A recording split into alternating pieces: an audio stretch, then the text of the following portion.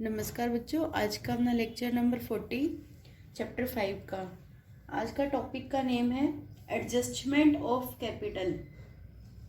इसका मतलब क्या है कि अब रिटायर हो रहा है कोई partner, X Y Z 3 partner है, जेड रिटायर हो रहा है, तो फिर एक्स और वाई की जो कैपिटल बचेगी उनका जो प्रॉफिट शेयरिंग रेशियो होगा एक्स और वाई का, ना कि जेड का। एक्स और वाई में उनको प्रपोर्शनेट करना या रेशियो में उनको एडजस्ट करना उनकी कैपिटल को। एग्जाम्पल के लिए मैं आपको यहाँ पर एक बार पहले ही लाइन पढ़ लेते हैं। In this topic it was decided that to adjust the continuing partner.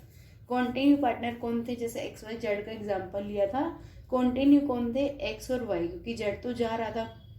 X और वाई की कैपिटल अकाउंट को एडजस्ट करना कि कैसे करना? After all adjustment. After all adjustment का मतलब क्या है कि हमें रीवैल्यू पार्टनर्स का जब कैपिटल अकाउंट बनाते हैं, बैलेंसिंग फिगर आती है, उस वाली बैलेंसिंग फिगर वाली जो कैपिटल होती है उसके ऊपर हमें काम करना होता है। जैसे पहले रिवैल्यूएशन अकाउंट बना लिया, उसके बाद हमने पार्टनर्स का कैपिटल अकाउंट बना लिया। पार्टनर्स का कैपिटल अकाउंट पूरा बनाने के बाद जो कैपिटल आती है उसको हम एडजस्ट करते हैं उनके जो भी हमें रेशो दे रखा होता है उसमें। ठीक है, इसलिए मैंने इसको हाईलाइट कर दिया आफ्टर ऑल एडजस्टमेंट। एग्जाम्पल लेते हैं, जैसे यहाँ पर ए बी और सी 3 पार्टनर हैं, इनका रेशो है 2:2:1। अब ए क्या हो जाता है? रिटायर हो जाता है। और ए रिटायर होने के बाद after all adjustment relating to कौन कौन से adjustment? Relating to revaluation, goodwill and accumulated profit. After all adjustment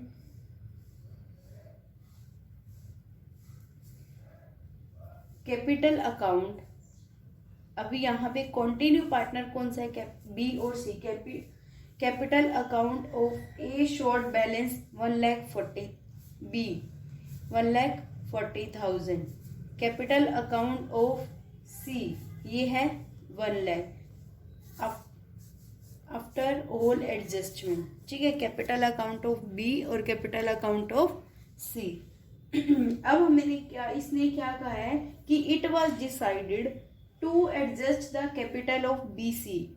to adjust, ये स्टेटमेंट दी हुई है, to adjust the capital of B और C, B and C in their profit sharing ratio. In their profit sharing ratio, उनके profit sharing ratio में उनकी capital को क्या करना है? हमने एडजस्ट करना है। फिर ये क्या कह रहे हैं? Calculate the new capital of the. Calculate क्या करना है हमने यहाँ पर? कैलकुलेट करना है new capital of B and C. कैसे कैसे कर सकते हैं वो? या तो अगर कुछ ज्यादा अमाउंट होएगा तो वो विड्रॉ कर लेंगे बाय विड्रॉइंग, और अगर कमी है उनके पास कैश की तो फिर वो क्या कर लेंगे? ब्रिंगिंग कर लेंगे, उसको ले आएंगे। तो फिर कैसे करेंगे वो? Record necessary entry for bringing in और विड्रॉइंग कैश। मतलब वो कैश लेके आएंगे, कैश लेके भी जा सकते हैं अगर उनकी कैपिटल कम ज्यादा होती है तो। ये हमें इलस्ट्रेशन दी हुई है एक। ठीक है, अब यहाँ पर हमने क्या कहा है कि ए बी सी का ओल्ड रेशो कितना है? 2:2:1। आफ्टर ऑल एडजस्टमेंट बी की कैपिटल कितनी है? 1,40,000। सी की कितनी है? 1,00,000। एडजस्ट करनी है कैपिटल बी और सी की, क्योंकि ए तो रिटायर हो गया। अब जो उनका न्यू कैपिटल, उनका जो न्यू रेशो होगा वो क्या होएगा? उनका न्यू रेशो क्या होगा? New ratio of B and C क्या रेशो होएगा? क्योंकि ए तो चला गया तो क्या हो जाएगा? 2:1, क्योंकि यहाँ से ए को अगर हम ढक दे तो क्या रह जाएगा? 2:1 बी और सी का रह जाएगा। अब टोटल कैपिटल कितनी है उनकी after all adjustment? Total capital of B and C after all adjustment 1,40,000 और 1,00,000, तो कितना आ गया? 1,40,000 प्लस 1,00,000 तो आ गया ये 2,40,000। अब 2,40,000 को हमने बी और सी में किस हिसाब से डिस्ट्रीब्यूट करना है, बी और सी में डिस्ट्रीब्यूट करना है 2:1 में।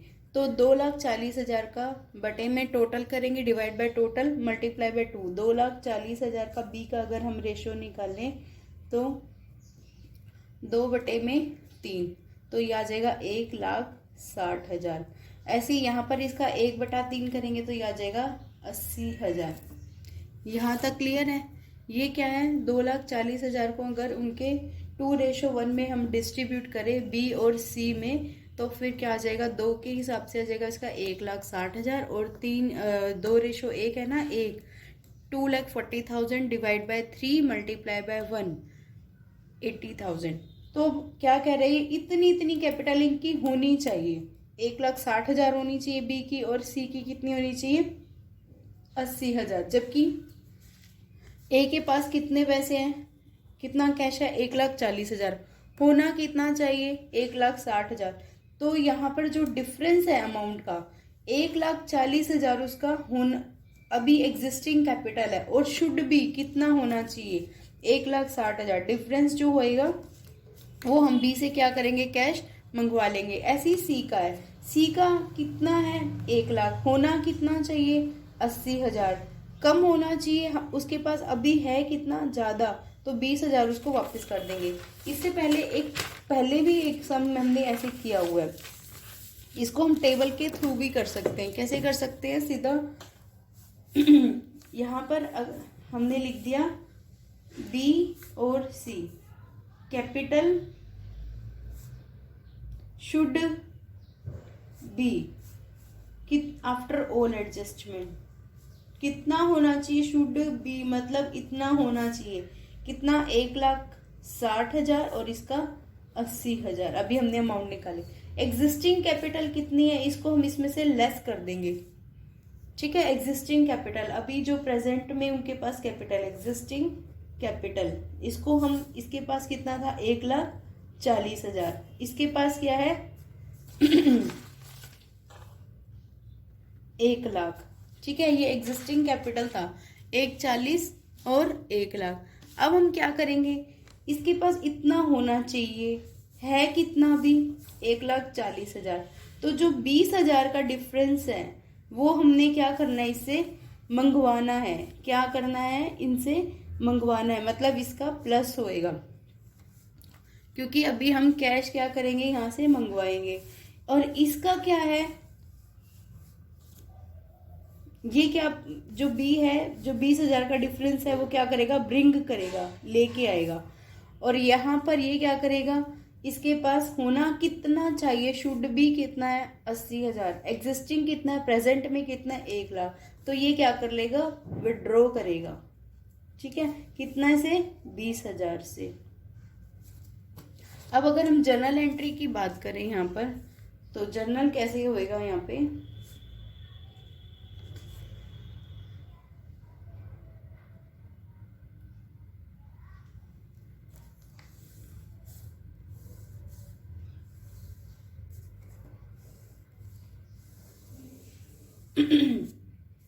यहाँ पर डेट, पर्टिकुलर्स, LF डेबिट और ये क्रेडिट अमाउंट।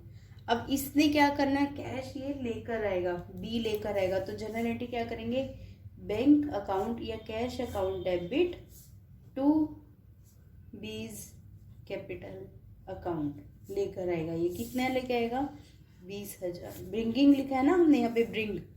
अब ये क्या करेगा, विड्रॉ करेगा। विड्रॉ करेगा मतलब कैश लेके जाएगा।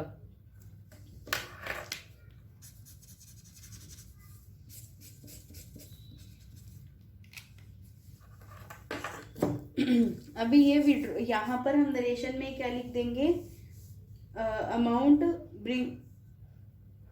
Bring by B, additional amount bring by B, या फिर अमाउंट ब्रोट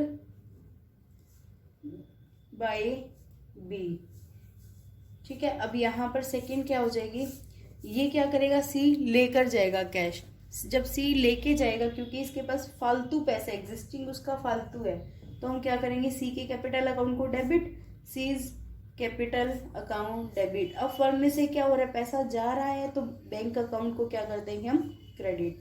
तो ये आ जाएगा 20,000।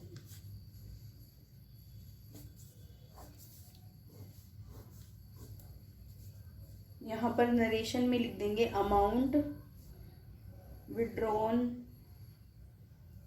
बाय सी।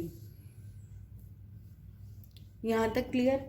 ऐसे ही इसके आगे का क्वेश्चन है 40, आगे के जितने भी क्वेश्चन होंगे आपको ऐसे करने हैं, ठीक है। Retirement and settlement of loan से पहले वाले क्वेश्चन, मतलब इलस्ट्रेशन नंबर 44 तक आपको करने हैं अपने आप से। अब कोई प्रॉब्लम होती है तो आप पूछ सकते हैं, पर आपको ये पॉइंट का ध्यान रखना है कि जब भी हम कैपिटल को एडजस्ट करते हैं, आफ्टर ऑल एडजस्टमेंट के बाद का पॉइंट लेते हैं। उससे मतलब क्या होएगा कि सारा रिवैल्यूएशन अकाउंट का जो भी प्रॉफिट लॉस होगा वो भी ट्रांसफर हो जाएगा कैपिटल अकाउंट में।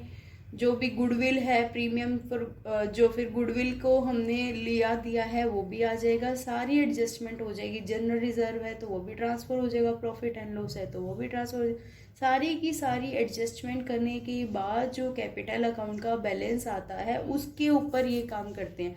ये लगा लो, ये था बी का कैपिटल का बैलेंस और ये था सी की कैपिटल का बैलेंस। ये दोनों हमारे बैलेंस आए थे और हमने जबकि मेंटेन कितना करना है, 1,60,000 और 80,000 उनके प्रॉफिट शेयरिंग रेशो में। तो फिर यहाँ से हमने ब्रिंग और विड्रॉ की एंट्री कर ली। Okay, thank you.